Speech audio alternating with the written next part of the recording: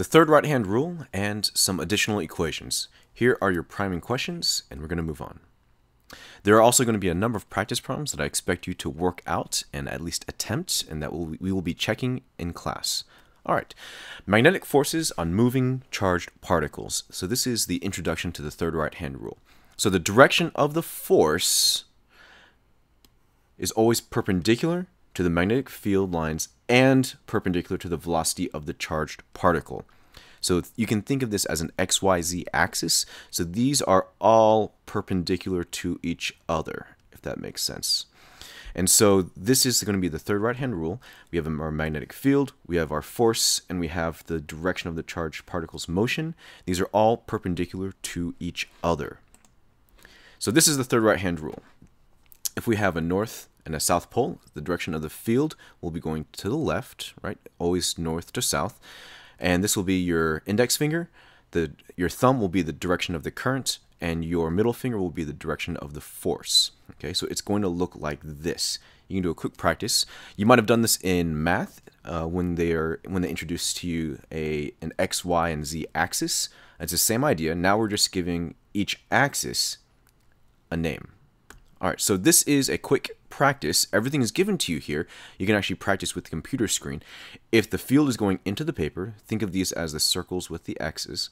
So the field is going into the paper, so that is going to be your index finger. So you can point at the computer screen. And then the velocity is going to be your thumb. And then the force is going to be pointing upward. Okay, let's move on. These are going to be the practice problems.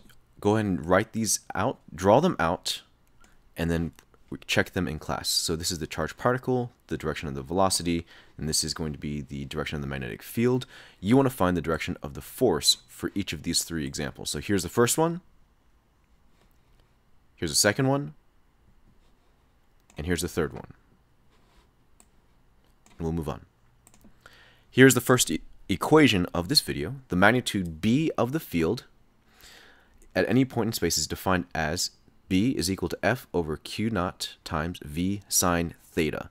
Now this looks complicated, but we usually will write it out in one of these two forms. F is equal to BVQ or F is equal to BVQ sine theta. The purpose for the sine theta is so that you're always working perpendicular to the field. And I will graphically show this to you in the next problem. Okay, but I first just want to introduce to you the concepts here. So the force is the magnitude of the magnetic force, and you can read the rest of this definition. Now, the units for the magnetic field, Newton seconds over Coulomb meters. And this is a unique unit for us. The derived unit is what we call the Tesla. And hopefully, when you look at the equation and you look at the other variables in the equation, these units will make sense. If they don't, make sure to ask me in class. All right, so our first practice problem with the math.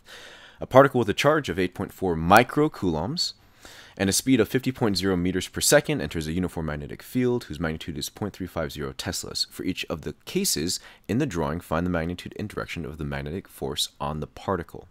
So what you'll notice is that sometimes the velocity of the particle is at an angle to the field. In that case, in order for us to be able to think back to the right-hand rule, we need to use the component of the velocity that is perpendicular to the field. This is where the sine of theta comes into play. So whenever you have an angle, you just use the sine of that angle, and you'll be good. So use the F is equal to BVQ sine theta if you have an angle, or F is equal to BVQ if it is already perpendicular for you. So for these, we can say we're looking for the magnetic force. So we have F is equal to BVQ sine theta.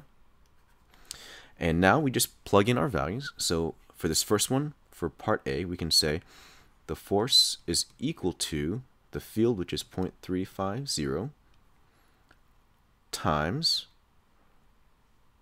the velocity, which is 50, times the charge, which is 8.4 times 10 to the negative 6. That's an E negative 6 because it's micro. And we do this times the sine of 30. And what you should get from that is 7.35 times 10 to the negative 5th Newton. Okay, now you just repeat this, check your answers with this. Now, for the direction, these should all be going into the paper. Use your third right-hand rule to confirm this. Okay, so you can check the other answers, follow the same pattern, and you should be able to get these answers down here at the bottom. The next equation, the force on a current through a wire in a magnetic field. So this is what will cause a wire to deflect when a current passes through it in a magnetic field.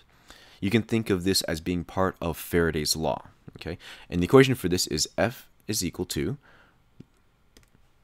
BIL sine theta. And again, the sine theta is just to make it so that the component is perpendicular to the field. So B is the magnetic field measured in Teslas, I is the current, L is the length of the wire. Think of the base units that you'll need to use for these so that when you plug it into your equation, you get the correct units for your force. I, the current, should be in amps. L, the length, should be in meters. B, the magnetic field, should be in Teslas. All right, let's try this practice problem. An electric power line carries a current of 1400 amps in a location where the Earth's magnetic field is 6 times 10 to the negative 5th Teslas. The line makes an angle of 75 degrees with respect to the field. Determine the magnitude of the magnetic force on a 100-meter length of line. So we have F is equal to BIL sine theta. We just start plugging in our values. So we have the force is equal to the field, which is going to be 6 times 10 to the negative 5th, times the current, which is going to be 1,400, times the length, which is going to be 100 meters, times the sine of the angle, so times sine of 75, and that should give you a force of 8.11 newtons. And there you go. Check on your calculators just to make sure. The next two slides are going to be the practice problems that we are going to check in class. So we have this practice problem. You'll want to pause so you can read through it and you can write it out and try this problem. And then the next slide as well for practice.